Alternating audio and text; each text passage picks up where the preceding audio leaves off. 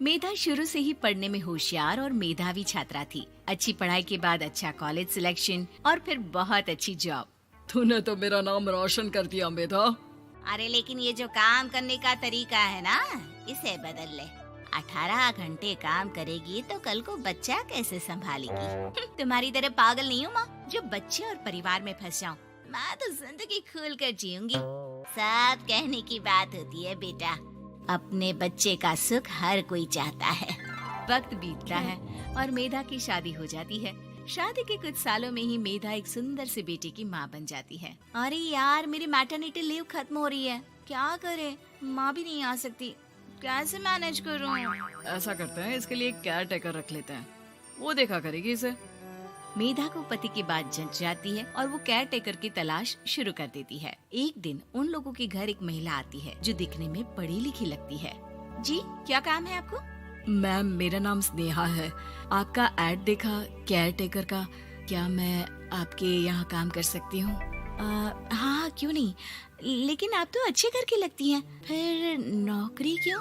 दरअसल मेरे ससुराल वालों ने मुझे घर से निकाल दिया क्योंकि मैं माँ नहीं बन सकती और माता पिता भी नहीं है इस दुनिया में। तो अरे कोई बात नहीं, तुम लक्ष्य को ही अपना बच्चा समझो और यहीं रहना, और किसी भी चीज की जरूरत हो ना तो बता देना। नेहा खुशी खुशी लक्ष्य को संभालने लगती है। रात को जब मेधा घर पर आती है, अरे क्या बात है स्नेहा, तुमने खाना नहीं खाया क्या?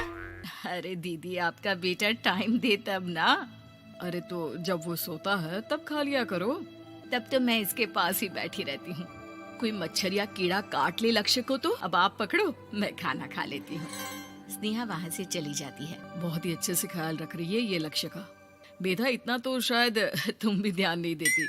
मेधा को पति की बात बुरी तो लगती है, लेकिन कुछ नहीं कहती। धीरे धीरे स्नेहा मेधा और उसके पति के साथ बाहर भी जाने लगी। सुनो, स्नेहा को भी बाजार ले चलते हैं। वो क्या है ना, लक्ष्य को देख लेगी जब तक मैं शॉपिंग कर लूंगी। हाँ चलो, वैसे मैं चाह रहा था कि लक्ष्य को लेकर हम दोनों ही चलते। क्या यार, तुम तो फ्री में इमोशनल हो जाते हो।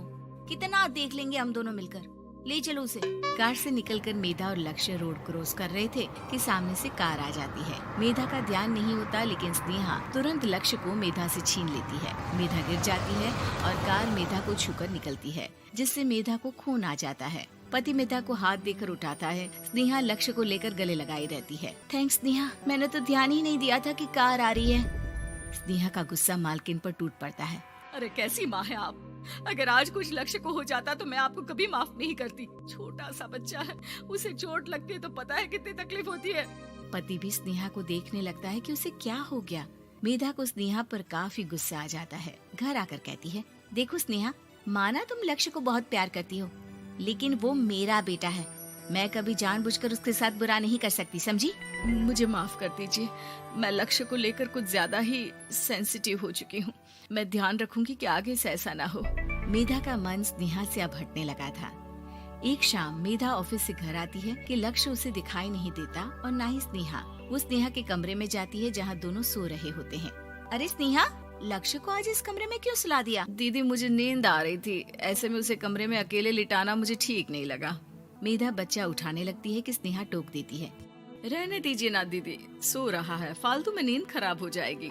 मेधा को गुस्सा आ जाता है और वो बच्चा उठाकर वहाँ से चली जाती है। अगले दिन मेधा स्नेहा को बुलाती है, साथ में एक और लड़की खड़ी होती है। स्नेहा, अब तुम अपना कुछ और देख लो, हम लोगों को नई केयर टेकर मिल गई है, तुम इस हफ्ते घर छोड़ देना। स्नेहा का मन लक्ष्य को छोड़ने का नहीं करता, लेकिन नौकरी तो नौकरी होती है ना।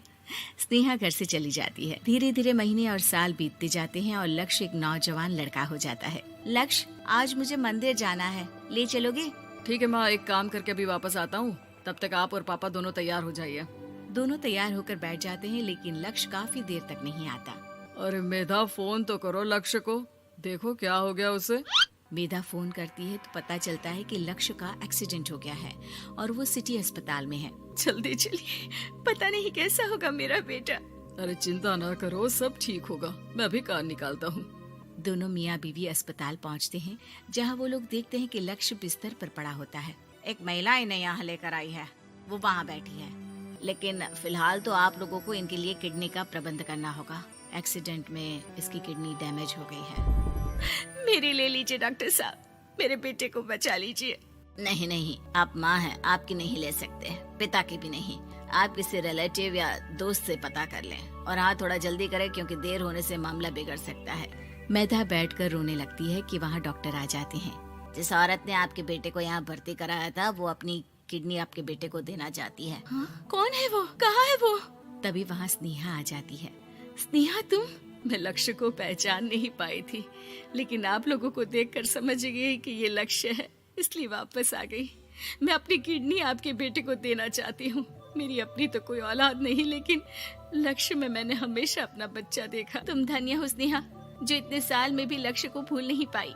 सही मामले में तो वो तुम्हारा ही बच्चा होगा, क्योंकि जन्म भले ही मैंने दिया हो, लेकिन आज तुम उसकी जिंदगी बचा रही हो।